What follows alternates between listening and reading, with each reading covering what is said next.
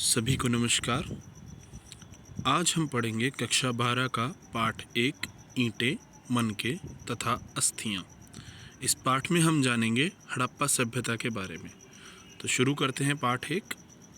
हड़प्पाई मोहर संभवतः हड़प्पा अथवा सिंधु घाटी सभ्यता की सबसे विशिष्ट पुरावस्तु है, जिसका चित्र आपको इस पाठ पर दिया गया है।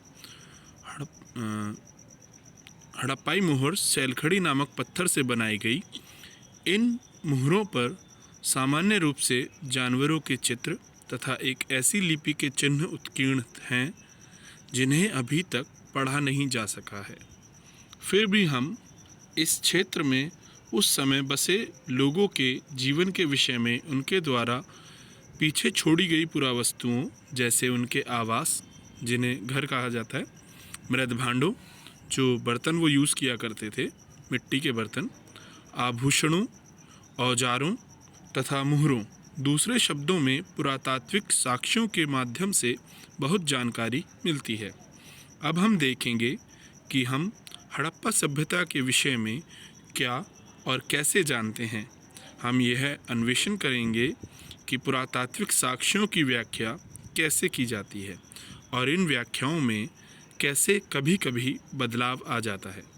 निश्चित रूप से इस सभ्यता के कई पहलू आज भी हमारी जानकारी से परे हैं और हो सकता है हमेशा ही रहें। पारिभाषिक शब्द, स्थान तथा काल। सिंधु घाटी सभ्यता को हड़प्पा संस्कृति भी कहा जाता है। पुरातत्वविद संस्कृति शब्द का प्रयोग पुरावस्तुओं के ऐसे समूह के लिए करते हैं जो एक विशिष्ट शैली के होते हैं और सामान्यतः एक साथ एक विशेष भौगोलिक क्षेत्र तथा कालखंड से संबंध पाए जाते हैं। हड़प्पा सभ्यता के संदर्भ में इन विशिष्ट पुरावस्तुओं में मोहरे, मनके, बाट, पत्थर के फलक और पकी हुई ईंटें सम्मिलित हैं, जिनके चित्र इस पेज पर दिए हुए हैं। ये वस्तुएं अफ़गानिस्तान, जम्मू, बलूचिस्तान जो पाकिस्तान में है तथा गुजरात जैसे क्षेत्रों से मिली हैं, जो एक दूसरे से लंबी दूरी पर स्थित हैं। इस सभ्यता का नामकरण हड़प्पा नामक स्थान, जहां यह संस्कृति पहली बार खोजी गई थी, के नाम पर किया गया है। इसका काल निर्धारण लगभग 2600 से 1900 ईसा पूर्व के बीच किया गया है। इस क्षेत्र में इस सभ्यता से पहले और बाद में भी संस्कृतियां अस्तित्व में थीं, जिन्हें क्रमशः आरंभिक तथा परवर्ती हड़प्पा कहा जाता है। अर्थात हड़प्पा सभ्यता से पहले भी कुछ संस्कृतियां इस क्षेत्र में रही हैं और उसके बाद भी कुछ संस्कृतियां इस क्षेत्र में रही हैं, जिन्हें आरंभिक हड़प्पा और परवर्ती हड़प्पा कहते हैं। इन संस्कृतियों से हड़प्पा सभ्यता को अलग करने के लिए कभी कभी इसे विकसित हड़प्पा संस्कृति भी कहते हैं। तो जिस समय सीमा के बारे में हम पढ़ रहे हैं, 2600 ईसा पूर्व और 1900 ईसा पूर्व तक, इस समय को विकसित हड़प्पा संस्कृति का समय भी कहा जाता है।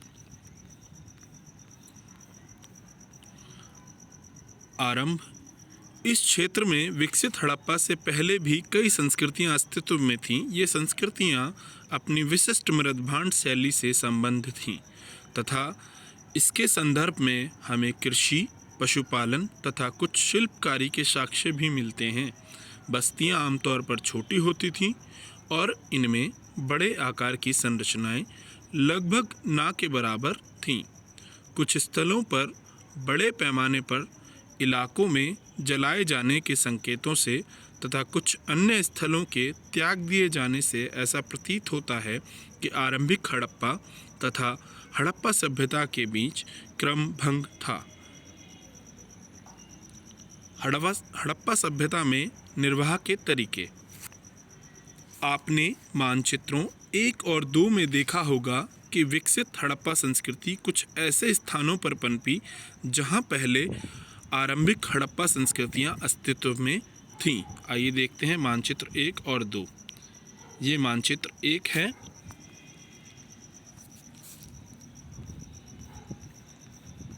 और ये मानचित्र 2। तो विकसित हड़प्पा संस्कृति में लगभग कई स्थल जो हैं वो आरंभिक हड़प्पा संस्कृति के क्षेत्र हैं, जैसे कोटदीजी।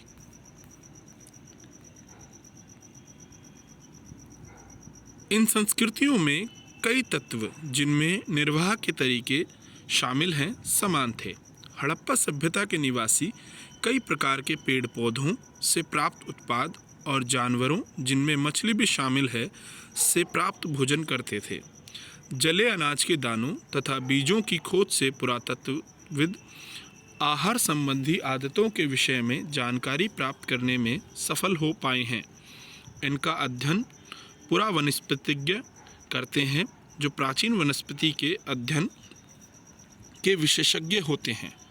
हड़प्पा स्थलों से मिले अनाज के दानों में गेहूं, जौ, दाल, सफ़ेद चना तथा तिल शामिल है। बाजरे के दाने गुजरात के स्थलों से प्राप्त हुए हैं। चावल के दाने अपेक्षाकृत कम पाए गए हैं। हड़प्पा स्थलों से मिली जानवरों की हड्डियों में मवेशियों, भेड़, बकरी, भैंस तथा सूअर की हड्डियां शामिल हैं। पुरा प्राणी विज्ञानियों अथवा पुरा जीव पुरातत्वविदों द्वारा किए गए अध्ययनों से संकेत मिलता है कि ये सभी जानवर पालतू थे। जंगली प्रजातियों जैसे वरह, सूअर, हिरण तथा घड़ियाल की हड्डियां भी मिली हैं। हम यह नहीं जान पाए हैं कि हड़प्पा निवासी स्वयं इन जानवरों का शिकार करते थे अथवा अन्य आखेटक समुदायों से इनका मांस प्राप्त करते थे। मछली तथा पक्षियों की हड्डियां भी मिली हैं। आखेटक समुदाय मतलब जो शिकारी समुदाय हुआ करते थे, जो शिकार किया करते थे। कृषि प्रौद्योगिकी मतलब फार्मिंग टेक्नोलॉजी, किस तरीके से वो खेती किया करते थे। हालांकि अनाज के दानों से कृषि के संकेत मिलते हैं, पर वास्तविक कृषि विधियों के विषय में स्पष्ट जानकारी मिलना कठिन है। क्या जुते हुए खेतों में बीजों का छिड़काव किया जाता था? मुहरों पर किए गए रेखांकन तथा मृण मूर्तियाँ यह इंगित करती हैं कि वृषभ मतलब बैल के विषय में जानकारी थी, और इस आधार पर पुरातत्वविद यह मानते हैं कि खेत जोतने के लिए बैलों का प्रयोग होता था। साथ ही चौलिस्तान के कई स्थलों और बनावली, जो हरियाणा में है, से मिट्टी से बने हल्के प्रतिरूप मिले हैं। इसके अतिरिक्त पुरातत्वविदों को कालीबंगन, राजस्थान नामक स्थान पर जुते हुए खेतों का साक्ष्य मिला है, जो आरंभिक हड़प्पा स्थलों से संबंध है। इस खेत में हल रेखाओं के दो समूह एक दूसरे को समकोण पर काटते हुए विद्यमान थे, जो दर्शाते हैं कि एक साथ दो अलग अलग फसलें उगाई जाती थीं। पुरातत्वविदों ने फसलों की कटाई के लिए प्रयुक्त औजारों को पहचानने का प्रयास भी किया है। क्या हड़प्पा सभ्यता के लोग लकड़ी के हत्थों में बिठाए गए पत्थर के फलकों का प्रयोग करते थे, या फिर वे धातु के औजारों का प्रयोग करते थे? अधिकांश हड़प्पा स्थल अर्धशुष्क क्षेत्रों में स्थित हैं, जहां संभवतः कृषि के लिए सिंचाई की आवश्यकता पड़ती होगी। अफ़गानिस्तान में शोरतुघई नामक हड़प्पा स्थल से नहरों के कुछ अवशेष मिले हैं, परंतु पंजाब और सिंध में नहीं। ऐसा संभव है कि प्राचीन नहरें बहुत पहले ही गाद से भर गई थीं। ऐसा भी हो सकता है कि कुओं से प्राप्त पानी का प्रयोग सिंचाई के लिए किया जाता हो। इसके अतिरिक्त धौलावीरा, जो गुजरात में है, में मिले जलाशयों का प्रयोग संभवतः कृषि के लिए जल संचयन हेतु किया जाता था। पुरावस्तुओं की पहचान कैसे की जाती है? भोजन तैयार करने की प्रक्रिया में अनाज पीसने के यंत्र तथा उन्हें आपस में मिलाने, मिश्रण करने तथा पकाने के लिए बर्तनों की आवश्यकता थी। इन सभी को पत्थर, धातु तथा मिट्टी से बनाया जाता था। यहाँ एक महत्वपूर्ण हड़प्पा स्थल मोहनजोदड़ो में हुए उत्खननों पर सबसे आरंभिक रिपोर्टों में से एक से कुछ उदाहरण लिए जा रहे हैं। अवतल चक्कियाँ बड़ी संख्या में मिली हैं, और ऐसा प्रतीत होता है कि अनाज पीसने के लिए प्रयुक्त ये एकमात्र साधन थीं। साधारणतः ये चक्कियाँ स्थूलतः कठोर, कंकरीले, अग्निज अथवा बलुआ पत्थर से निर्मित थीं और आमतौर पर इनसे अत्यधिक प्रयोग के संकेत मिलते हैं। चूँकि इन चक्कियों के तल सामान्यतः उत्तल हैं, निश्चित रूप से इन्हें जमीन में अथवा मिट्टी में जमा कर रखा जाता होगा, जिससे इन्हें हिलने से रोका जा सके। दो मुख्य प्रकार की चक्कियाँ मिली हैं। एक वे हैं जिन पर दूसरा छोटा पत्थर आगे पीछे चलाया जाता था, जिससे निचला पत्थर खोखला हो गया था, तथा दूसरी वे हैं जिनका प्रयोग संभवतः केवल सालन या तरी बनाने के लिए, जड़ी बूटियों तथा मसालों को कूटने के लिए किया जाता था। इन दूसरे प्रकार के पत्थरों को हमारे श्रमिकों द्वारा सालन पत्थर का नाम दिया गया है तथा हमारे बावर्ची ने एक यही पत्थर रसोई में प्रयोग के लिए संग्रहालय से उधार मांगा है। अर्नेस्ट मैके फर्दर एक्वेंशंस एट मोहनजोदड़ो 1937 से उद्धृत। ये अवतल चक्की का चित्र दिया हुआ है। अब हम पढ़ेंगे मोहनजोदड़ो के बारे में। मोहनजोदड़ो एक नियोजित शहरी केंद्र। हड़प्पा सभ्यता का सबसे अनूठा पहलू शहरी केंद्रों का विकास था। आइए ऐसे ही एक केंद्र मोहनजोदड़ो को और सूक्ष्मता से देखते हैं। हालांकि मोहनजोदड़ो सबसे प्रसिद्ध पुरास्थल है, सबसे पहले खोजा गया स्थल हड़प्पा था। बस्ती दो भागों में विभाजित है, एक छोटा लेकिन ऊंचाई पर बनाया गया और दूसरा कहीं अधिक बड़ा लेकिन नीचे बनाया गया। पुरातत्वविदों ने इन्हें क्रमशः दुर्ग और निचला शहर का नाम दिया है। दुर्ग की ऊंचाई का कारण यह था कि यहाँ की संरचनाएं कच्ची ईंटों के चबूतरों पर बनी थी। दुर्ग को दीवार से घेरा गया था, जिसका अर्थ है कि इसे निचले शहर से अलग किया गया था। निचला शहर भी दीवार से घिरा गया था। इसके अतिरिक्त कई भवनों को ऊंचे चबूतरों पर बनाया गया था जो नींव का कार्य करते थे। अनुमान लगाया गया है कि यदि एक श्रमिक प्रतिदिन 1 घनीय मीटर मिट्टी ढोता होगा तो मात्र आधारों को बनाने के लिए 40 लाख श्रम दिवसों अर्थात बहुत बड़े पैमाने पर श्रम की आवश्यकता पड़ी होगी। अब कुछ और देखिए। एक बार चबूतरों के यथास्थान बनने के बाद शहर का सारा भवन निर्माण कार्य चबूतरों पर एक निश्चित क्षेत्र तक सीमित था। इसलिए ऐसा प्रतीत होता है कि पहले बस्ती का नियोजन किया गया था और फिर उसके अनुसार कार्यान्वयन। नियोजन के अन्य लक्षणों में ईंटें शामिल हैं, जो भले ही धूप में सुखाकर अथवा भट्टी में पकाकर बनाई गई हों, एक निश्चित अनुपात की होती थीं, जहां लंबाई और चौड़ाई ऊंचाई की क्रमशः 4 गुनी और 2 गुनी होती थीं। इस प्रकार की ईंटें सभी हड़प्पा बस्तियों में प्रयोग में लाई गई थीं। नालों का निर्माण। हड़प्पा शहरों की सबसे अनूठी विशेषताओं में से एक ध्यानपूर्वक नियोजित जल निकास प्रणाली थी। यदि आप निचले शहर के नक्शे को देखें तो आप यह जान पाएंगे कि सड़कों तथा गलियों को लगभग एक ग्रिड पद्धति में बनाया गया था और ये एक दूसरे को समकोण पर काटती थीं। ऐसा प्रतीत होता है कि पहले नालियों के साथ गलियों को बनाया गया था और फिर उनके अगल बगल आवासों का निर्माण किया गया था। यदि घरों के गंदे पानी को गलियों की नालियों से जोड़ना था तो प्रत्येक घर की कम से कम एक दीवार का गली से सटा होना आवश्यक था। आइए दुर्ग के बारे में कुछ पढ़ते हैं। हालांकि अधिकांश हड़प्पा बस्तियों में एक छोटा, ऊंचा, पश्चिमी तथा एक बड़ा लेकिन निचला पूर्वी भाग है, पर इस नियोजन में विविधताएं भी हैं। धौलावीरा तथा लौथल जो गुजरात में हैं, दोनों ही जैसे स्थलों पर पूरी बस्ती किलेबंद थी तथा शहर के कई हिस्से भी दीवारों से घेर कर अलग किए गए थे। लौथल में दुर्ग दीवारों से घिरा तो नहीं था, पर कुछ ऊंचाई पर बनाया गया था। अब देखते हैं मोहनजोदड़ो की गृह स्थापत्य कला के बारे में। मोहनजोदड़ो का निचला शहर आवासीय भवनों के उदाहरण प्रस्तुत करता है।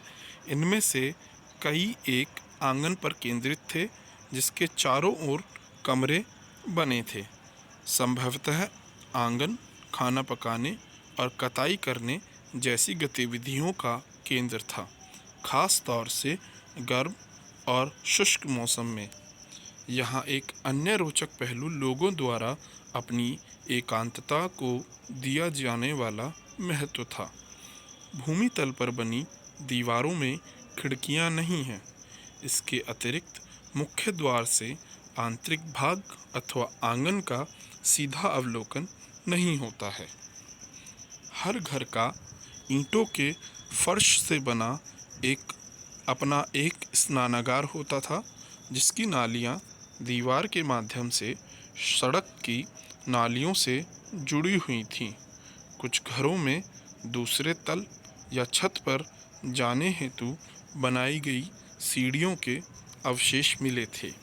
कई आवासों में कुएं थे, जो सामान्यतः एक ऐसे कक्ष में बनाए गए थे जिसमें बाहर से आया जा सकता था और जिनका प्रयोग संभवतः राहगीरों द्वारा किया जाता था। विद्वानों ने अनुमान लगाया है कि मोहनजोदड़ो में कुओं की कुल संख्या लगभग 700 थी। अभी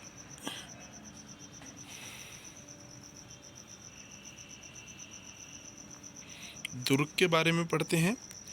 दुर्ग पर हमें ऐसी संरचनाओं के साक्ष्य मिलते हैं जिनका प्रयोग संभवतः विशिष्ट सार्वजनिक प्रयोजनों के लिए किया जाता था। इनमें एक माल गोदाम एक ऐसी विशाल संरचना है जिसके ईंटों से बने केवल निचले हिस्से शेष हैं, जबकि ऊपरी हिस्से जो संभवतः लकड़ी से बने थे बहुत पहले ही नष्ट हो गए थे। और विशाल स्नानागार सम्मिलित है। विशाल स्नानागार आंगन में बना एक आयताकार जलाशय है जो चारों ओर से एक गलियारे से घिरा हुआ है।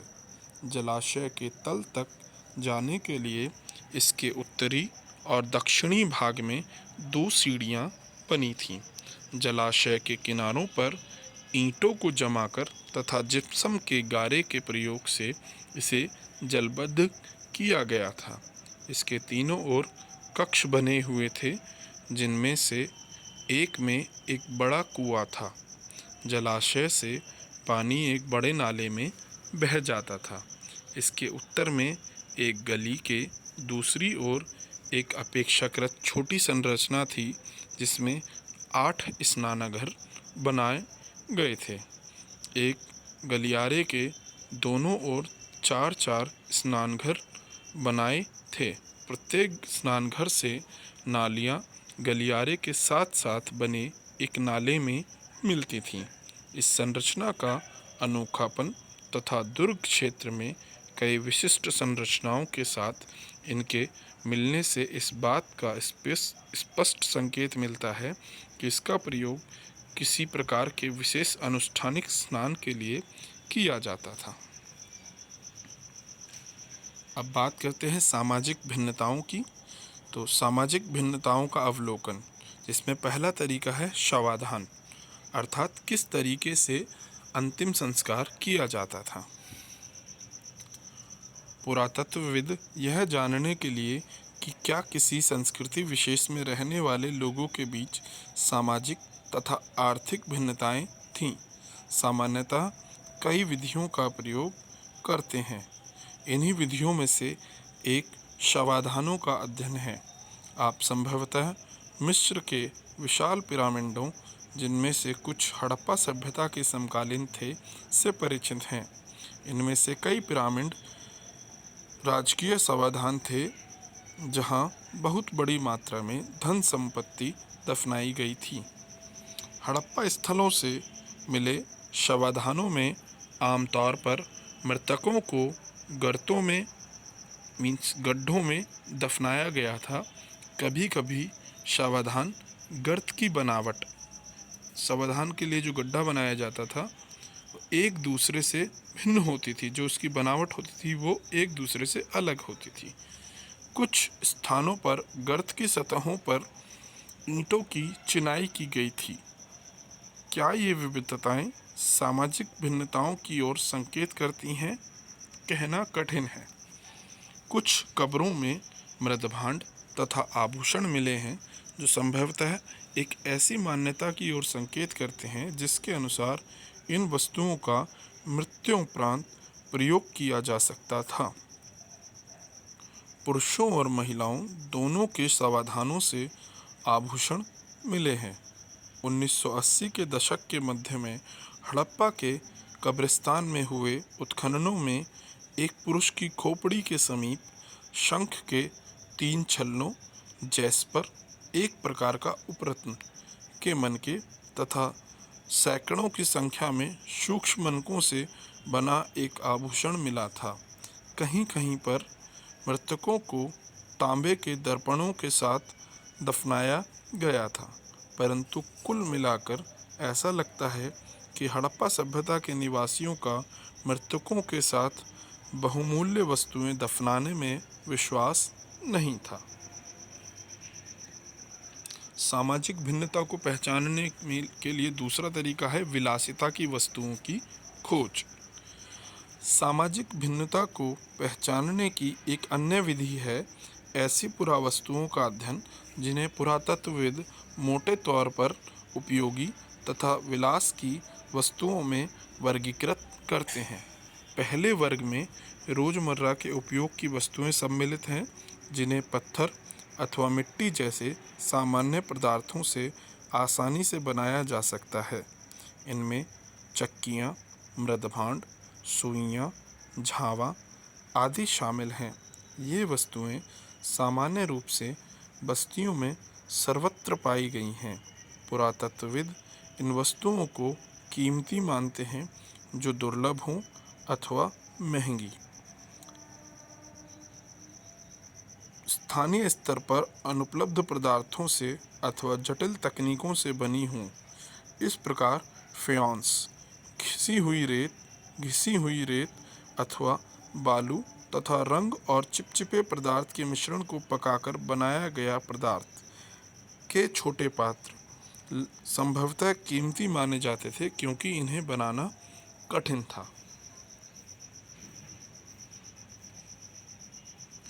स्थिति तब और जटिल हो जाती है जब हमें रोजमर्रा के प्रयोग की वस्तुएं जैसे तकलियां, जो फेयंस जैसे दुर्लभ पदार्थ से बनी मिलती हैं।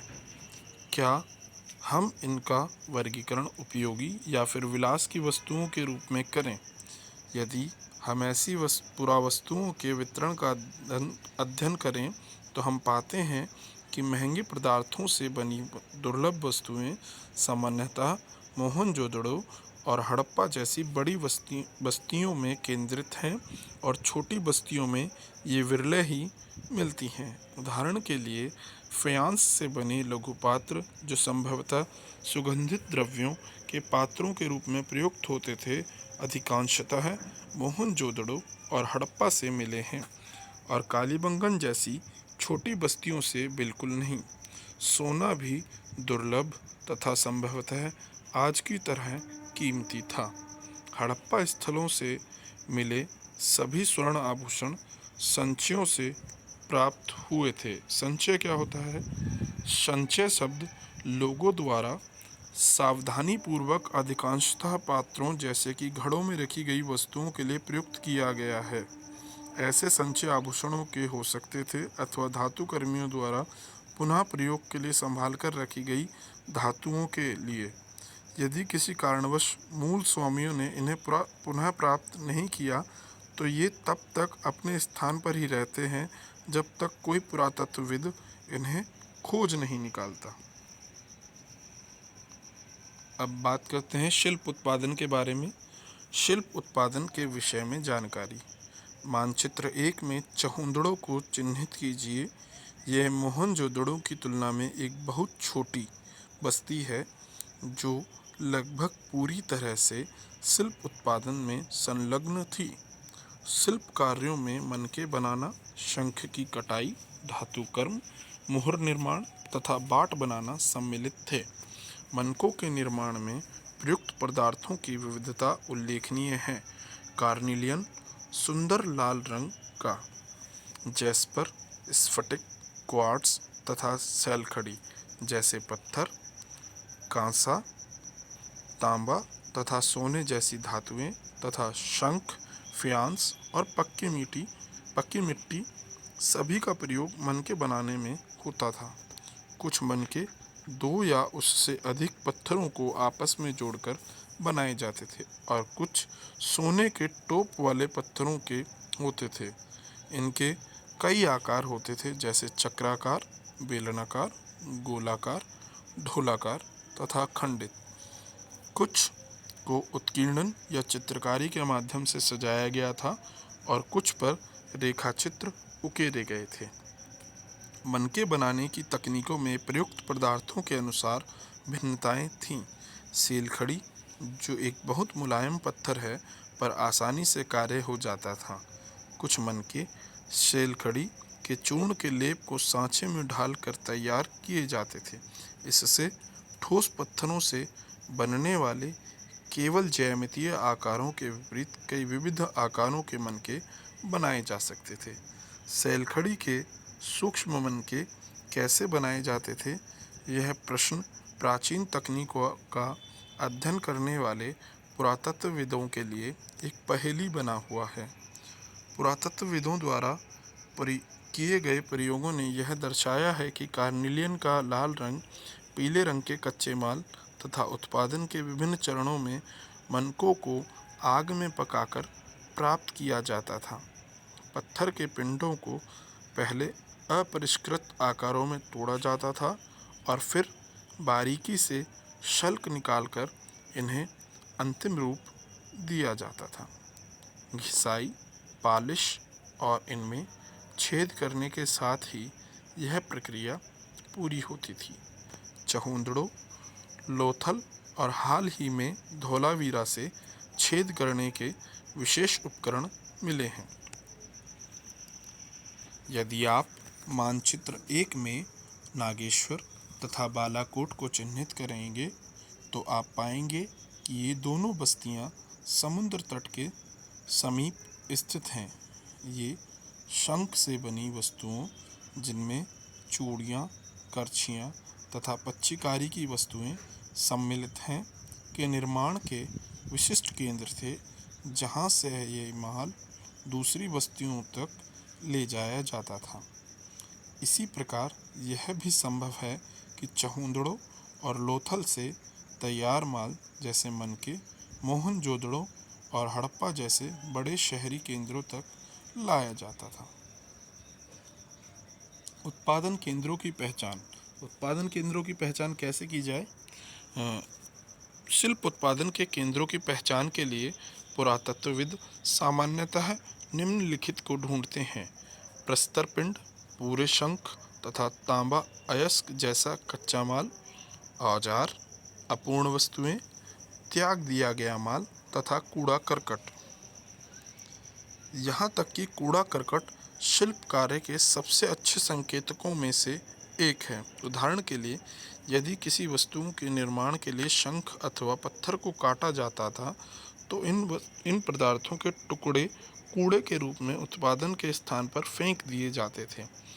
कभी कभी बड़े बेकार टुकड़ों को छोटे आकार की वस्तुएं बनाने के लिए प्रयोग किया जाता था, परंतु बहुत छोटे टुकड़ों को कार्यस्थल पर ही छोड़ दिया जाता था।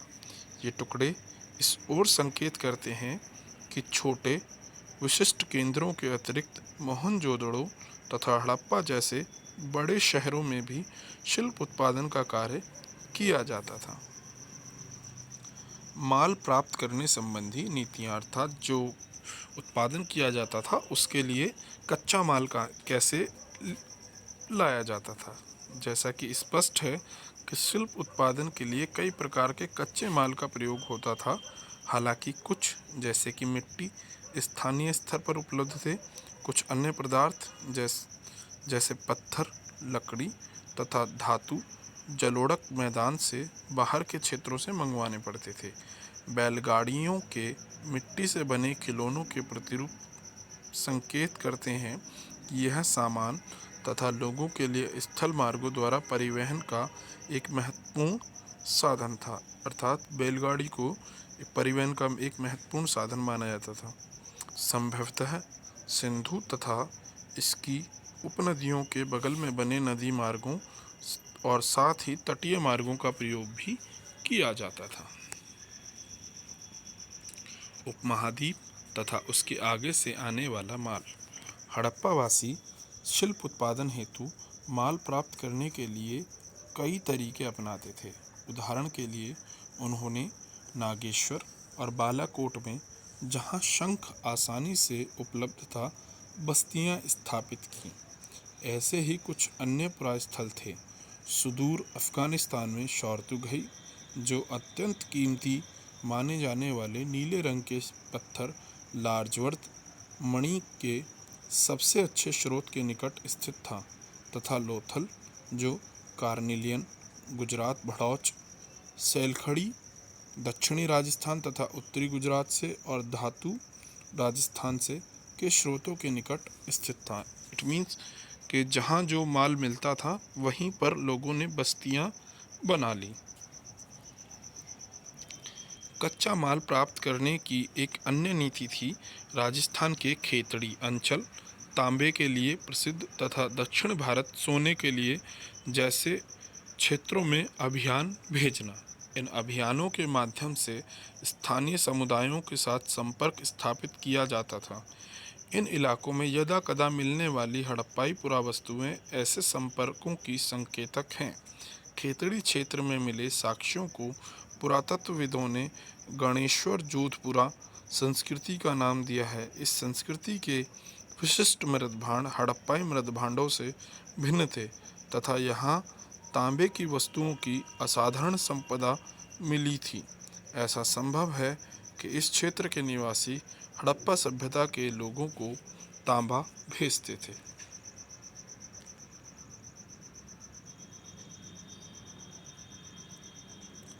सुदूर क्षेत्रों से संपर्क। हाल ही में हुई पुरातात्विक खोजें इंगित करती हैं कि तांबा संभवतः अरब प्रायद्वीप के दक्षिणी पूर्वी छोर पर स्थित ओमान से भी लाया जाता था। रासायनिक विश्लेषण दर्शाते हैं कि ओमानी तांबे तथा हड़प्पाई पुरावस्तुओं दोनों में निकल के अंश मिले हैं, जो दोनों के साझा उद्भव की ओर संकेत करते हैं। संपर्क के और भी संकेत मिलते हैं। एक विशिष्ट प्रकार का पात्र, अर्थात एक बड़ा हड़प्पाई मर्तबान जिसके ऊपर काली मिट्टी की एक मोटी परत चढ़ाई गई थी, ओमानी स्थलों से मिला है। ऐसी मोटी परतें तरल पदार्थों के रिसाव को रोक देती हैं। हमें यह नहीं पता कि इन पात्रों में क्या रखा जाता था, पर यह संभव है कि हड़प्पा सभ्यता के लोग इनमें रखे सामान का ओमानी तांबे से विनिमय करते थे। तीसरी सहस्त्राब्दी ईसा पूर्व में दिनांकित मेसोपोटामिया के लेखों में मगान, जो संभवतः ओमान के लिए प्रयुक्त नाम था, नामक क्षेत्रों से तांबे के आगमन के संदर्भ मिलते हैं। यहाँ रोचक बात यह है कि मेसोपोटामिया के स्थलों से मिले तांबे में भी निकल के अंश मिले हैं। लंबी दूरी के संपर्कों की ओर संकेत करने वाली अन्य पुरातात्विक खोजों में हड़प्पाई मोहरें, बाट, पासे तथा मनके शामिल हैं। इस संदर्भ में यह देखना महत्वपूर्ण है कि मेसोपोटामिया के लेख दिलमुन संभवतः बहरीन द्वीप, मगान तथा मेलुहा संभवतः हड़प्पाई क्षेत्र के लिए प्रयुक्त शब्द नामक क्षेत्रों से संपर्क की जानकारी मिलती है। अर्थात जो मेसोपोटामिया के लोग थे वो हड़प्पाई क्षेत्रों को मेलुहा कहा करते थे। यह लेख मेलुहा से प्राप्त निम्नलिखित उत्पादों का उल्लेख करते हैं: कार्निलियन, लार्ज वर्णमणि, तांबा, सोना तथा विविध प्रकार की लकड़ियाँ। मेलुहा के विषय में एक मेसोपोटामियाई मिथक यह बताता है, तुम्हारा पक्षी हाजा पक्षी हो, उसकी आवाज़ राजप्रसाद में सुनाई दे। कई पुरातत्वविदों का मानना है कि हाजा पक्षी मोर था। क्या यह नाम उसे अपनी आवाज़ से मिला था? ऐसा संभव है कि ओमान, बहरीन या मेसोपोटामिया के संपर्क सामुद्रिक मार्ग से था। मेसोपोटामिया के लोग मेलुहा को नाविकों का देश कहते हैं, अर्थात हड़प्पा सभ्यता के लोगों को वह मेलुहा या नाविकों का देश कहते हैं। इसके अतिरिक्त हम मोहरों पर जहाज़ों तथा नावों के चित्रांकन पाते हैं। मोहरें, लिपि तथा बाट। मोहरें और मुद्रांकन। मोहरों और मुद्रांकनों का प्रयोग लंबी दूरी के संपर्कों को सुविधाजनक बनाने के लिए होता था। कल्पना कीजिए कि सामान से भरा एक थैला एक स्थान से दूसरे स्थान तक भेजा गया। इसका मुख रस्सी से बांधा गया और गांठ पर थोड़ी गीली मिट्टी जमा कर एक या अधिक मोहरों से दबाया गया, जिससे मिट्टी पर मोहरों की छाप पड़ गई। यदि इस थैले के अपने गंतव्य स्थान पर पहुंचने तक मुद्रांकन अक्षुण्ण रहा तो इसका अर्थ था कि थैले के साथ किसी प्रकार की छेड़छाड़ नहीं की गई थी। मुद्रांकन से प्रेषक की पहचान का भी पता चलता था। एक रहस्यमयी लिपि। सामान्यतः हड़प्पाई मोहरों पर एक पंक्ति में कुछ लिखा है जो संभवतः मालिक के नाम व पदवी को दर्शाता है। विद्वानों ने यह सुझाव भी दिया है कि इन पर बना चित्र आमतौर पर एक जानवर अनपढ़ लोगों को सांकेतिक रूप से इसका अर्थ बताता था। अधिकांशतः अभिलेख संक्षिप्त हैं। सबसे लंबे अभिलेख में लगभग 26 चिन्ह हैं। हालांकि यह लिपि आज तक पढ़ी नहीं जा सकी है, पर निश्चित रूप से यह एक वर्णमालीय नहीं थी, जहाँ प्रत्येक चिन्ह एक स्वर अथवा एक व्यंजन को दर्शाता है, क्योंकि इसमें चिन्हों की संख्या कहीं अधिक है, लगभग 375 से 400 के बीच। ऐसा प्रतीत होता है कि यह लिपि दाईं से बाईं ओर लिखी जाती थी, क्योंकि कुछ मोहरों पर दाईं ओर चौड़ा अंतराल है और बाईं ओर यह संकुचित है, मीन्स छोटा हो रहा है, जिससे लगता है कि उत्कीर्णक ने दाईं ओर से लिखना आरंभ किया और बाद में बाईं ओर स्थान कम पड़ गया। अब हम उन विभिन्न प्रकार की वस्तुओं को देखते हैं जिन पर लिखावट मिली है। मोहरें, तांबे के औजार, मर्तबानों के आवंट, तांबे तथा मिट्टी की लघु पट्टिकाएँ, आभूषण, अस्थि छड़ें और यहाँ तक कि एक प्राचीन सूचना पट्ट। याद रखिए, हो सकता है कि नष्टप्राय वस्तुओं पर भी लिखा जाता हो। क्या इसका यह अर्थ लगाया जा सकता है कि साक्षरता व्यापक थी? बाट। विनिमय बाटों की एक सूक्ष्म या परिशुद्ध प्रणाली द्वारा नियंत्रित थे। ये बाट सामान्यतः चर्ट नामक पत्थर से बनाए जाते थे और आमतौर पर ये किसी भी तरीके के निशान से रहित घनाकार होते थे। इन बाटों के निचले मानदंड द्विआधारी 1, 2, 4, 8, 16, 32 इत्यादि 12,800 तक थे, जबकि ऊपरी मानदंड दशमलव प्रणाली का अनुसरण करते थे। छोटे बाटों का प्रयोग संभवतः आभूषणों और मनकों को तोलने के लिए किया जाता था। धातु से बने तराजू के पलड़े भी मिले हैं। प्राचीन सत्ता। हड़प्पाई समाज में जटिल फैसले लेने और उन्हें कार्यान्वित करने के संकेत मिलते हैं। उदाहरण के लिए हड़प्पाई पुरावस्तुओं में असाधारण एकरूपता को ही लें, जैसा कि मृदभांडों, मोहरों, बाटों तथा ईंटों से स्पष्ट है। महत्वपूर्ण बात यह है कि ईंटें, जिनका उत्पादन स्पष्ट रूप से किसी एक केंद्र पर नहीं होता था, जम्मू से गुजरात तक पूरे क्षेत्र में समान अनुपात की थीं। हमने यह भी देखा है कि अलग अलग कारणों से बस्तियां विशेष स्थानों पर आवश्यकता अनुसार स्थापित की गई थीं। इसके अतिरिक्त ईंटें बनाने और विशाल दीवारों तथा चबूतरों के निर्माण के लिए श्रम संगठित किया गया था। इन सभी क्रियाकलापों को कौन संगठित करता था? अब हम जानेंगे कि हड़प्पा में किस तरीके की राजनीतिक व्यवस्था थी या किस तरीके की शासन व्यवस्था थी।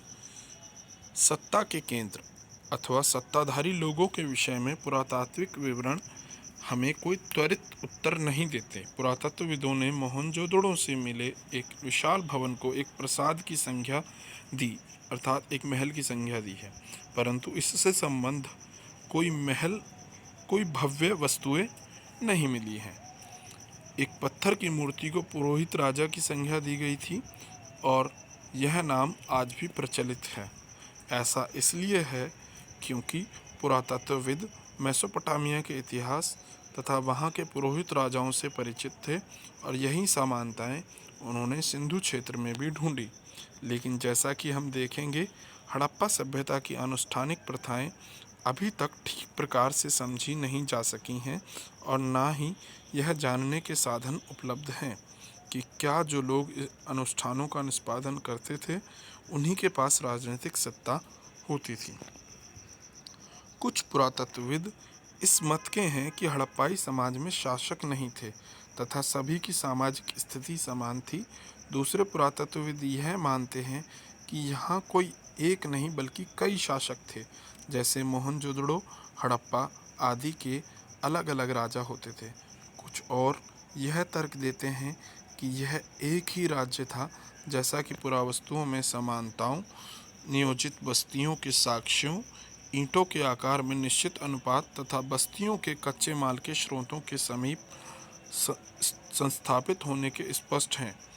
अभी तक की स्थिति में अंतिम परिकल्पना सबसे युक्तिसंगत प्रतीत होती है, क्योंकि यह कदाचित संभव नहीं लगता कि पूरे के पूरे समुदायों द्वारा इकट्ठे ऐसे जटिल निर्णय लिए तथा कार्यान्वित किए जाते होंगे।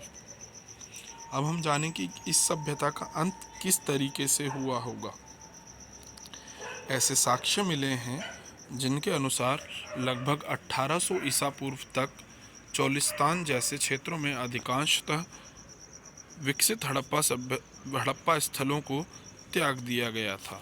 इसके साथ ही गुजरात, हरियाणा तथा पश्चिमी उत्तर प्रदेश की नई बस्तियों में आबादी बढ़ने लगी थी। ऐसा लगता है कि उत्तर हड़प्पा के क्षेत्र 1900 ईसा पूर्व के बाद भी अस्तित्व में रहे। कुछ चुने हुए हड़प्पा स्थलों की भौतिक संस्कृति में बदलाव आया, जैसे सभ्यता की विशिष्ट पुरावस्तुओं, बाटों, मोहरों तथा विशिष्ट मनकों का समाप्त हो जाना। लेखन, लंबी दूरी का व्यापार तथा शिल्प विशेषज्ञता भी समाप्त हो गई। सामान्यतः थोड़ी वस्तुओं के निर्माण के लिए थोड़ा ही माल प्रयोग में लाया जाता था। आवास निर्माण की तकनीकों का ह्रास हुआ तथा बड़ी सार्वजनिक संरचनाओं का निर्माण अब बंद हो गया। कुल मिलाकर पुरावस्तुएं तथा बस्तियां इन संस्कृतियों में एक ग्रामीण जीवन शैली की ओर संकेत करती हैं। इन संस्कृतियों को उत्तर हड़प्पा अथवा अनुवर्ती संस्कृतियां कहा गया। ये परिवर्तन कैसे हुए, इस विषय में कई व्याख्याएं दी गई हैं। इनमें जलवायु परिवर्तन, वनों की कटाई, अत्यधिक बाढ़, नदियों का सूख जाना और या मार्ग बदल लेना तथा भूमि का अत्यधिक उपयोग सम्मिलित है। इनमें से कुछ कारण कुछ बस्तियों के संदर्भ में तो सही हो सकते हैं, परंतु पूरी सभ्यता के पतन की व्याख्या नहीं करते। ऐसा लगता है कि एक सुदृढ़ एकीकरण के तत्व संभवतः हड़प्पाई राज्य का अंत हो गया था। मोहरों, लिपि, विशिष्ट मनकों तथा मृत भांडों के लोप, मानकीकृत बाट प्रणाली के स्थान पर स्थानीय बाटों के प्रयोग, शहरों के पतन तथा परित्याग जैसे परिवर्तनों से इस तर्क को बल मिलता है। उपमहाद्वीप को एक पूरी तरह से अलग क्षेत्र में नए शहरों के विकास के लिए एक सहस्त्राब्दी से भी अधिक समय तक प्रतीक्षा करनी पड़ी। ऐसा भी माना जाता है कि हड़प्पा सभ्यता जो है वो किसी युद्ध या आक्रमण के कारण समाप्त हुई हो, जिसका एक अनुमानित साक्ष्य जो है वो जॉन मार्शल द्वारा Mohenjodaro and the Indus civilisation 1931 में दिया गया है। डेड मैन लेन एक संकरी गली है जिसकी चौड़ाई 3 से 6 फीट तक परिवर्ती है। वह बिंदु जहां यह गली पश्चिम की ओर मुड़ती है, 4 फीट तथा 2 इंच की गहराई पर एक खोपड़ी का भाग तथा एक वयस्क की छाती तथा हाथ के ऊपरी भाग की हड्डियां मिली थीं। ये सभी बहुत भुरभुरी अवस्था में थीं। यह धड़ पीठ के बल गली में आड़ा पड़ा हुआ था। पश्चिम की ओर 15 इंच की दूरी पर एक छोटी खोपड़ी के कुछ टुकड़े मिले थे। इस गली का नाम इन्हीं अवशेषों पर आधारित है। 1925 में मोहनजोदड़ो के इसी भाग से 16 लोगों के अस्थिपंजर उन आभूषणों सहित मिले थे जो इन्होंने मृत्यु के समय पहने हुए थे। बहुत समय पश्चात 1947 में REM व्हीलर ने, जो भारतीय पुरातात्विक सर्वेक्षण के तात्कालिक डायरेक्टर जनरल थे, इन पुरातात्विक साक्ष्यों का उपमहाद्वीप में ज्ञात प्राचीनतम ग्रंथ ऋग्वेद के साक्ष्यों से संबंध स्थापित करने का प्रयास किया। उन्होंने लिखा, ऋग्वेद में पुर शब्द का उल्लेख है जिसका अर्थ है प्राचीर, किला या गढ़। आर्यों के युद्ध के देवता इंद्र को पुरंदर अर्थात गढ़ विध्वंसक कहा गया है। ये दुर्ग कहाँ हैं? या तो थे। पहले यह माना गया था कि ये मिथक मात्र थे। हड़प्पा में हाल में हुए उत्खननों ने मानव परिदृश्य बदल दिया है। यहाँ हम मुख्यतः अनार्य प्रकार की एक बहुत विकसित सभ्यता पाते हैं जिसमें अप्राप्त जानकारी के अनुसार विशाल किलेबंदियाँ की गई थीं। यह सुदृढ़ रूप से स्थिर सभ्यता कैसे नष्ट हो गई? हो सकता है जलवायु संबंधी आर्थिक तथा राजनीतिक ह्रास ने इसे कमज़ोर किया हो, पर अधिक संभावना इस बात की है कि जानबूझकर तथा बड़े पैमाने पर किए गए विनाश ने इसे अंतिम रूप से समाप्त कर दिया। यह मात्र संयोग नहीं हो सकता कि मोहनजोदड़ो के अंतिम चरण में आभास होता है कि यहाँ पुरुषों, महिलाओं तथा बच्चों का जनसंहार किया गया था। पारिस्थितिक साक्ष्यों के आधार पर इंद्र अभियुक्त माना जाता है। 1960 के दशक में जॉर्ज डेल्स नामक पुरातत्वविद ने मोहनजोदड़ो में जनसंहार के साक्ष्यों पर सवाल उठाए।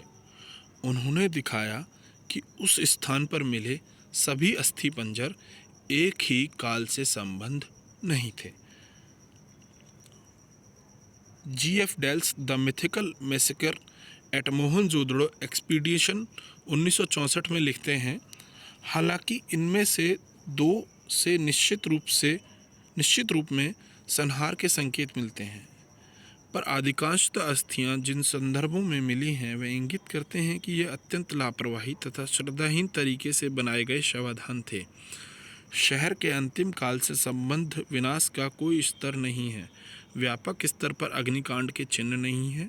चारों ओर फैले हथियारों के बीच कवचधारी सैनिकों के शव नहीं हैं। दुर्ग से जो शहर का एकमात्र किलेबंद भाग था, अंतिम आत्मरक्षण के कोई साक्ष्य नहीं है। इसमें ये कहा गया है कि जैसे सर जॉन मार्शल हैं और REM व्हीलर ने, इन्होंने ऐसा अनुमान लगाया था कि हो सकता है कि हड़प्पा सभ्यता का अंत युद्ध या जनसंहार के कारण हुआ हो, लेकिन इस बात को एक अन्य पुरातत्वविद जॉर्ज डेल्स इस बात का खंडन करते हैं कि सामान्यतः ऐसा नहीं हुआ होगा, क्योंकि जनसंहार के समय जो सावधानियां बरती जाती हैं, जो लोग अपने आप को बचाने के लिए करते हैं, वो सब वहाँ पर नहीं हुआ है। हड़प्पा सभ्यता की खोज।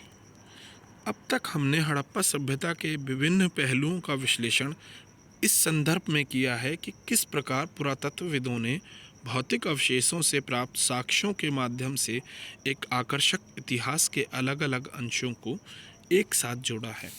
लेकिन एक और कहानी भी है कि किस प्रकार पुरातत्वविदों ने सभ्यता की खोज की।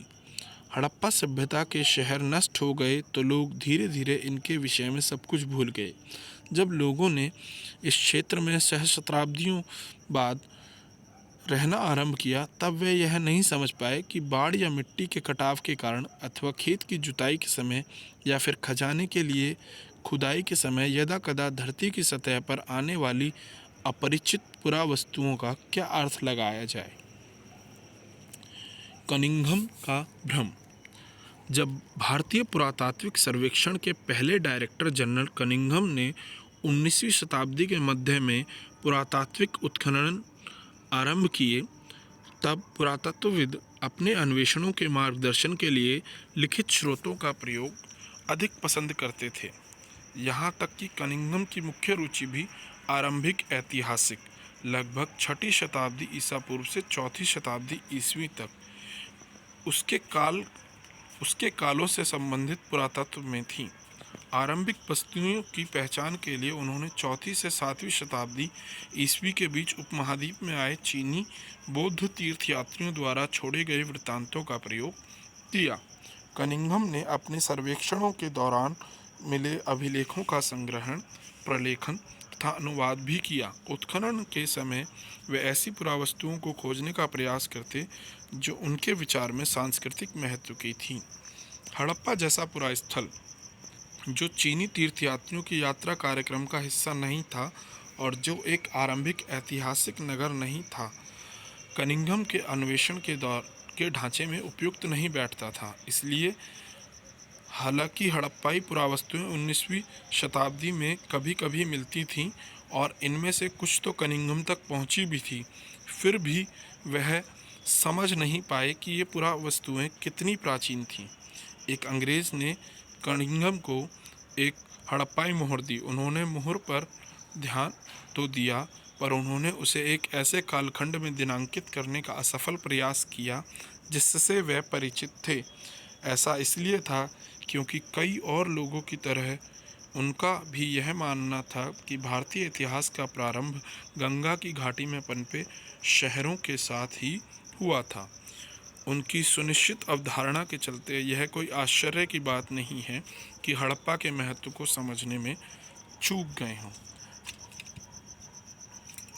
अच्छा, इसमें ये कहा गया है कि जो कनिंघम थे, जो भारतीय पुरातात्विक सर्वेक्षण विभाग के पहले डायरेक्टर जनरल थे, उनके पास जब हड़प्पाई मोहरें आती थीं या हड़प्पा से संबंधित कोई भी चीज़ आती थी तो वो उसे 600 ईसा पूर्व से 4वीं शताब्दी ईसा पूर्व के कालक्रम में जोड़ने का प्रयास करते थे। वो ऐसा इसलिए करते थे क्योंकि उसके लिखित स्रोत थे, उसके बारे में जानकारी कनिंघम को थी कि ऐसी कोई सभ्यता है, ऐसा कोई दौर रहा है।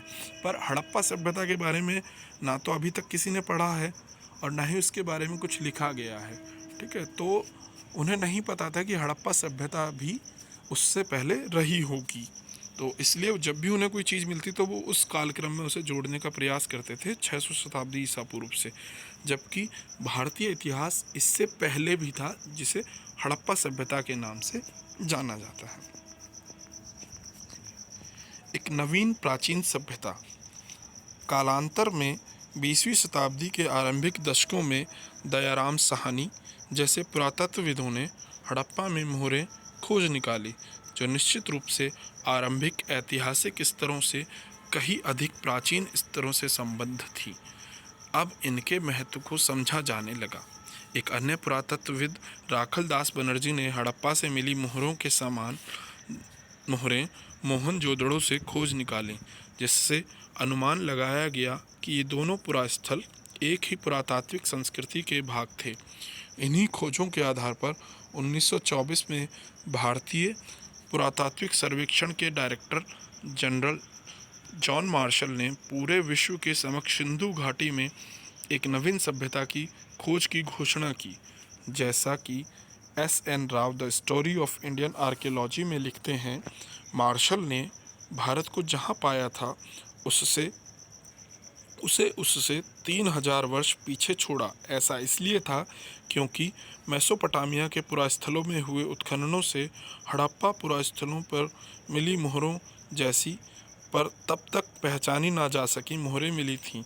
इस प्रकार विश्व को न केवल एक नई सभ्यता की जानकारी मिली, पर यह भी कि वह मेसोपोटामिया की समकालीन थी।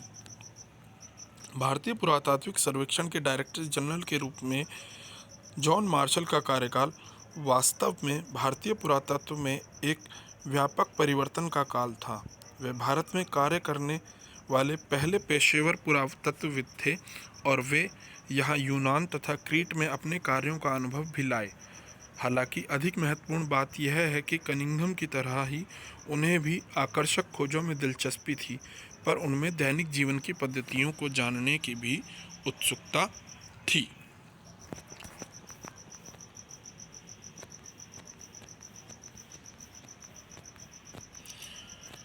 जॉन मार्शल पुरास्थल के स्तर विन्यास को पूरी तरह अनदेखा कर पूरे टीले में समान परिमाण वाली नियमित क्षैतिज इकाइयों के साथ साथ उत्खनन करने का प्रयास करते थे। इसका यह अर्थ हुआ कि अलग अलग स्तरों से संबंध होने पर भी एक इकाई विशेष से प्राप्त सभी पुरावस्तुओं को सामूहिक रूप से वर्गीकृत किया जाता था। परिणाम स्वरूप इन खोजों के संदर्भ के विषय में बहुमूल्य जानकारी हमेशा के लिए लुप्त हो जाती थी। नई तकनीकें तथा प्रश्न। 1944 में भारतीय पुरातात्विक सर्वेक्षण के डायरेक्टर जनरल बने R.E.M. व्हीलर ने इस समस्या का निदान किया। व्हीलर ने पहचाना कि एक समान क्षैतिज इकाइयों के आधार पर खुदाई की बजाय टीले के स्तर विन्यास का अनुसरण करना अधिक आवश्यक था। साथ ही सेना के पूर्व ब्रिगेडियर के रूप में उन्होंने पुरातत्व की पद्धति में एक सैनिक परिशुद्धता का समावेश भी किया। हड़प्पा सभ्यता की भौगोलिक सीमाओं का आज की राष्ट्रीय सीमाओं से बहुत थोड़ा या कोई संबंध नहीं है, लेकिन उपमहाद्वीप के विभाजन तथा पाकिस्तान के बनने के पश्चात हड़प्पा के प्रमुख स्थल अब पाकिस्तान के क्षेत्र में हैं। इसी कारण से भारतीय पुरातत्वविदों ने भारत में पुरास्थलों को चिन्हित करने का प्रयास किया। कच्छ में हुए व्यापक सर्वेक्षणों से कई हड़प्पाई बस्तियां प्रकाश में आईं तथा पंजाब और हरियाणा में किए गए अन्वेषणों से हड़प्पा स्थलों की सूची में कई और नाम जुड़ गए। हालांकि कालीबंगन, लौथल, राखीगढ़ी और हाल में हुई धौलावीरा की खोज तथा वहां हुए अन्वेषण तथा उत्खनन इन्हीं प्रयासों का हिस्सा हैं। नए अन्वेषण अब भी जारी हैं। इन दशकों में नए प्रश्न महत्वपूर्ण हो गए हैं। यहाँ कुछ पुरातत्वविद आमतौर पर सांस्कृतिक उपक्रम का पता लगाने के इच्छुक रहते हैं, वहीं कुछ और विशेष पुरास्थलों की भौगोलिक स्थितियों के पीछे निहित कारणों को समझने का प्रयास करते हैं। वे पुरावस्तुओं रूपी निधि से जूझते हैं और उनकी संभावित उपयोगिताओं को समझने का प्रयास करते हैं। 1980 के दशक से हड़प्पाई पुरातत्व में अंतर्राष्ट्रीय स्तर पर भी रुचि लगातार बढ़ती रही है। हड़प्पा और मोहनजोदड़ो दोनों स्थानों पर उपमहाद्वीप के तथा विदेशी विशेषज्ञ संयुक्त रूप से कार्य करते हैं। वे आधुनिक वैज्ञानिक तकनीकों का प्रयोग करते हैं, जिनमें मिट्टी, पत्थर, धातु की वस्तुएं तथा वनस्पति और जानवरों के अवशेष प्राप्त करने हेतु सतह का अन्वेषण और साथ ही उपलब्ध साक्ष्य के हर सूक्ष्म टुकड़े का विश्लेषण सम्मिलित है। ये अन्वेषण भविष्य में रोचक परिणामों की आशा दिलाते हैं। अतीत को जोड़कर पूरा करने की समस्या, अर्थात जो हमें चीज़ मिली है उसे हम किस तरह वर्तमान से अतीत को जोड़ सकते हैं। जैसा कि हमने देखा है कि हड़प्पाई लिपि से इस प्राचीन सभ्यता को जानने में कोई मदद नहीं मिलती, बल्कि ये भौतिक साक्ष्य हैं जो पुरातत्वविदों को हड़प्पाई जीवन को ठीक प्रकार से पुनर्निर्मित करने में सहायक होते हैं। ये वस्तुएं मृदभांड, औजार, आभूषण, घरेलू सामान हो सकती हैं। कपड़ा, चमड़ा, लकड़ी तथा सरकंडे जैसी जैविक पदार्थ सामान्यतः सड़ जाते हैं। विशेष रूप से उष्णकटिबंधीय क्षेत्रों में जो वस्तुएं बच जाती हैं वे हैं पत्थर, पकी मिट्टी तथा धातु। यह भी याद रखना आवश्यक है कि केवल टूटी हुई अथवा अनुपयोगी वस्तुएं ही फेंकी जाती थीं। अन्य वस्तुएं संभवतः पुनः चक्रित की जाती थीं। परिणाम स्वरूप जो बहुमूल्य वस्तुएं अक्षत अवस्था में मिली हैं या तो वे अतीत में खो गई थीं या फिर संचयन के पश्चात कभी दोबारा प्राप्त नहीं की गईं। अन्य शब्दों में कुछ खोजें प्रारूपिक की बजाय संयोगिक होती हैं। खोजों का वर्गीकरण। पुरावस्तुओं की पुनः प्राप्ति पुरातात्विक उद्यम का आरंभ मात्र है। इसके बाद पुरातत्वविद अपनी खोजों को वर्गीकृत करते हैं। वर्गीकरण का एक सामान्य सिद्धांत प्रयुक्त पदार्थों जैसे पत्थर, मिट्टी, धातु, अस्थि, हाथीदांत आदि के संबंध में होता है। दूसरा और अधिक जटिल उनकी उपयोगिता के आधार पर होता है। पुरातत्वविदों को यह तय करना पड़ता है कि उदाहरणतः कोई पुरावस्तु एक औजार है या एक आभूषण या फिर दोनों अथवा अनुष्ठानिक प्रयोग की कोई वस्तु। किसी पुरावस्तु की उपयोगिता की समझ अक्सर आधुनिक समय में प्रयुक्त वस्तुओं से उनकी समानता पर आधारित होती है। मनके, चक्कियाँ, पत्थर के फलक तथा पात्र इसके स्पष्ट उदाहरण हैं। पुरातत्वविद किसी पुरावस्तु की उपयोगिता को समझने का प्रयास उस संदर्भ के परीक्षण के माध्यम से भी करते हैं जिसमें वह मिली। क्या वे घर में मिली, नाले में, कब्र में या फिर भट्टी में। कभी कभी पुरातत्वविदों को अप्रत्यक्ष साक्ष्यों का सहारा लेना पड़ता है। उदाहरण के लिए, हालांकि कुछ हड़प्पा स्थलों से कपास के टुकड़े मिले हैं, पर पहनावे के विषय में जानने के लिए हमें अप्रत्यक्ष साक्ष्यों जैसे मूर्तियों के चित्रण पर रहना पड़ता है। पुरातत्वविदों को संदर्भ की रूपरेखाओं को विकसित करना पड़ता है। हमने देखा है कि पहली प्राप्त हड़प्पाई मोहर को तब तक नहीं पहचाना जा सका जब तक पुरातत्वविदों को उसे समझने के लिए सही संदर्भ नहीं मिला। सांस्कृतिक अनुक्रम जिसमें वह मिली थी तथा मेसोपोटामिया में हुई खोजों की तुलना दोनों के संबंध में। अब पुरातत्वविदों को जब कोई वस्तु मिल जाती है तो वो किस तरीके से उसका पता लगाते हैं। सबसे पहली चीज़ होती है कि वो किस पदार्थ की बनी है, और दूसरी जो पता लगाया जाता है कि उसकी उपयोगिता क्या है। ठीक है, उपयोगिता को हम लगभग वर्तमान समय में देखते हैं कि वर्तमान समय में वो उस तरीके की चीज़ें किस कार्य के लिए यूज़ की जा रही हैं, किस कार्य के लिए प्रयोग की जा रही हैं, उस आधार पर हम उसकी उपयोगिता तय करते हैं। और कई बार वो जिस जगह पर मिली है, जैसे अगर किसी फैक्ट्री वगैरह के आसपास मिली तो संभवतः वो एक औजार हो सकता है। ठीक है, किसी धार्मिक अनुष्ठान के आसपास मिली है तो वो धार्मिक अनुष्ठान की कोई चीज़ हो सकती है। घर में मिली है तो किसी घरेलू कार्य में यूज़ होने वाली वो चीज़ हो सकती है। ठीक है। व्याख्या की समस्याएं। पुरातत्वविद व्याख्या की समस्याएं संभवतः सबसे अधिक धार्मिक प्रथाओं के पुनर्निर्माण के प्रयासों में सामने आती हैं। आरंभिक पुरातत्वविदों को लगता था कि कुछ वस्तुएं जो असामान्य और अपरिचित लगती थीं संभवतः धार्मिक महत्व की होती थीं। इनमें आभूषणों से लदी हुई नारी मृण मूर्तियाँ, जिनमें से कुछ के शीर्ष पर विस्तृत प्रसाधन थे, शामिल हैं। इन्हें मात्र देवियों की संज्ञा दी गई थी। पुरुषों की दुर्लभ पत्थर से बनी मूर्तियाँ, जिनमें उन्हें एक लगभग मानकीकृत मुद्रा में एक हाथ घुटने पर रखकर बैठा दिखाया गया था, जैसा कि पुरोहित राजा को भी इसी प्रकार वर्गीकृत किया गया था। अन्य दृष्टांतों में संरचनाओं को अनुष्ठानिक महत्व का माना गया है। इनमें विशाल स्नानागार तथा कालीबंगन और लोथल से मिली वेदियां शामिल हैं। मोहरों, जिनमें से कुछ पर संभवतः अनुष्ठान के दृश्य बने हैं, के परीक्षण से धार्मिक आस्थाओं और प्रथाओं को पुनर्निर्मित करने का प्रयास भी किया गया है। कुछ अन्य जिन पर पेड़ पौधे उत्कीर्णित हैं, मान्यता अनुसार प्रकृति की पूजा के संकेत देते हैं। मोहरों पर बनाए गए कुछ जानवर जैसा कि एक सींग वाला जानवर, जिसे आमतौर पर एक श्रृंगी कहा जाता है, कल्पित तथा श्लिष्ट संश्लिष्ट लगते हैं। कुछ मोहरों पर एक आकृति जिसे पालथी मारकर योगी की मुद्रा में बैठा दिखाया गया है और कभी कभी जिसे जानवरों से घिरा दिखाया गया है को आद्य शिव अर्थात हिंदू धर्म के प्रमुख देवताओं में से एक का आरंभिक रूप की संज्ञा दी गई है। इसके अतिरिक्त पत्थर की शंक्वाकार वस्तुओं को लिंग के रूप में वर्गीकृत किया गया है। हड़प्पाई धर्म के कई पुनर्निर्माण इस अनुमान के आधार पर किए गए हैं कि आरंभिक तथा बाद की परंपराओं में समानताएं होती हैं। ऐसा इसलिए होता है क्योंकि अधिकांशतः पुरातत्वविद ज्ञात से अज्ञात की ओर बढ़ते हैं, अर्थात वर्तमान से अतीत की ओर।